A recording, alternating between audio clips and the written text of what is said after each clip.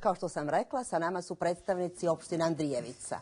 Ovdje je gospodin Veselin Bakić, predsjednik opštine Andrijevica, gospodin Milovan Ćulafić, glavni administrator opštine Andrijevica i gospodin Zoran Lekić, direktor Centra za kulturu Andrijevica.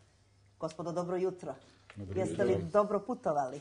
Pa nije lako ovim našim putovima stići do Podgorice, ali jutros nije bilo mnogo saobraćaja i stigli smo za nekih 2,5 sata.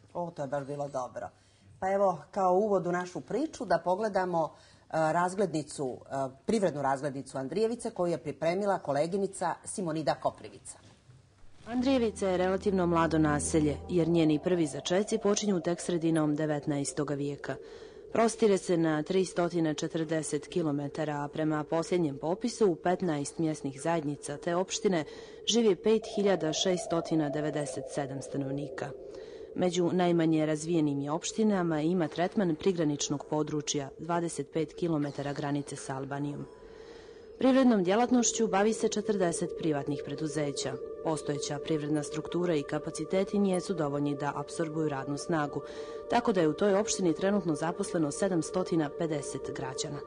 Materijalno obezbeđenje prima 100 porodica, a broj penzionisanih građana iznosi 750. Opština je bogata prirodnim resursima. Šume pokrivaju prostor od 13.912 hektara. Raspolaže i sa značajnim površinama poljoprivrednog zemljišta, mineralnim sirovinama, ljekovitim biljem i šumskim plodovima. I još dosta dobro očuvane prirodne vrijednosti planina, Komova, Bjelasice i Prokletija, sa živopisnim dolinama rijeka pružaju mogućnost za razvoj raznih vrsta planinskog turizma, kao što su sportsko-rekreativni, zdravstveni, katunski, planinarenje, lov i ribolov. Planinarsko društvo KOM postoji od 2001. godine, a prije planinarskog društva KOM ovdje je postalo planinarsko društvo Zeletin, još 1956. godine osnovno. Planinarsko društvo je KOM samo nastavak planinarskog društva Zeletin. Naše društvo broji oko 80 članova, ali nisu svi aktivni, povremeno kako koje ima, znači, ali 80 članova ima.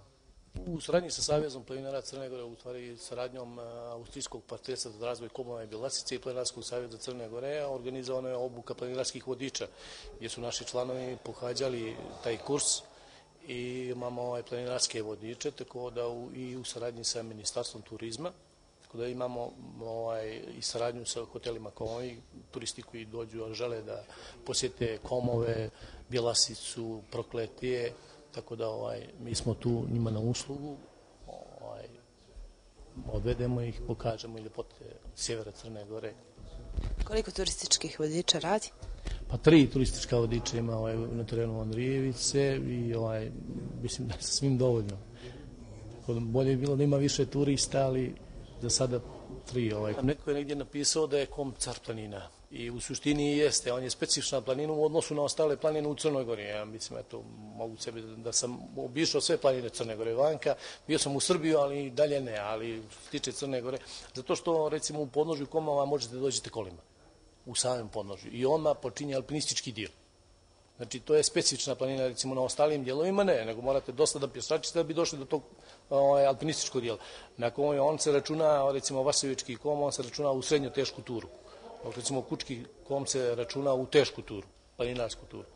A na Vasovički Kom može da se uspenje od, recimo, ajde da kažem, neko mlađe dijete evo, prošle godine smo imali memorijal Vera Vincek i Pavle Milošević, tu je bilo iz Podgorice ljudi, vjerujte, od 70 godina, koji su uz naše vodiče, u organizaciju izašli na vrh Koma, 2461 metar. Trenutno u opštini radi 6 ugostiteljsko-turističkih objekata, među kojima je i hotel Komovi, koji je smješten u samom gradskom jezgru.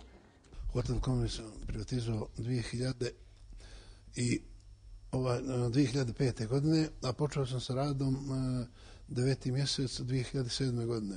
Adaptacija je trajala oko godinu i 7-8 mjeseci. Adaptirao sam 1,5 godinu iz sopstvenih sredstava, a Ministarstvo Fonda za razvoj mi je odobrilo kredit od 150.000 eura koje sam uložio u hotelu, tako da sam počeo sa radom 9. mjesec 2007. godine. Dobio sam 3 zvezdice. Mogao sam dobijem i 4 zvezdice, da vam pravo kažem, malo je to više zahtjevno za ovu sredinu, tako da sam zadovoljan i sa 3 zvezdice. A kapaciteti imam 104 ležaja, sobe su uglavnom dvokrevetne, nekoliko imam jednokrevetnih i apartman sa 4 ležaja, sa dnevnim boravkom, sa velikim kupatilom i tako. Imao sam 2-3 grupe Italijana, imao sam isto 2 grupe, 3 Austrijanaca, imao sam Čehe, imao sam Poljake, ali to nije u nekom velikom, znači velikom broju gostiju, nego to su sve po jednoj grupi od po 25 ljudi, tako. Imao sam i Slovenaca i tako da kreće na bolje. Ove godine se nadam da ću ja odraditi ipak mnogo bolje, pošto imam nekih najava. Posljednjih godina kulturni život Andrijevice je intenzivniji.